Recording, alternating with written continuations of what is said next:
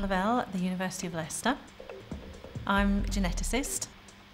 One of my jobs is to act as a teaching fellow within Second Life, which is a 3D multi-user environment. So we're doing a virtual laboratory to teach undergraduate students in biological sciences about laboratory work, so that the first time that they go into a laboratory, they actually have some experience of what a lab is like. We are just in the pilot stages of setting up this virtual laboratory. Okay guys, would you like to join me in the lab? Okay, I'm ready. So today I'm actually going to go into the lab to test out the functionality of it. And I'm going to meet up with 2 other researchers who are also going to be in there as avatars. As you can see, it says very clearly that lab coats have to be worn. And then we'll get our lab coats on and I will take them around the lab for a tour. So if you 2 can follow me, I'll show you where the sinks are. There's 2 types of sinks in the lab.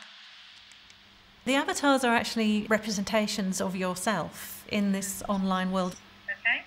I have a question. Why can't you wash your hands in this sink? Because people that will be handling the taps on this sink will have handled them with gloves on, and they might have contaminants on their gloves. Ah, yes, that makes perfect sense. Thank you. The sorts of equipment that they meet and the sort of way that they've got to behave in a lab is usually quite intimidating. So by doing it in a virtual environment, they can actually feel much more comfortable when they go into a lab for the first time. And they can't break anything, they can't do any damage. We hope that they'll enjoy it as well as learn from it. These are bits of kit that you will find in all labs. Another advantage of the virtual lab is that for students who've maybe got disabilities, they can go into this virtual environment and try these things out. We set them up in a sterile environment. And we're hoping eventually that there'll be students from all over the world will come and use it, and we won't know anything about them other than what we see.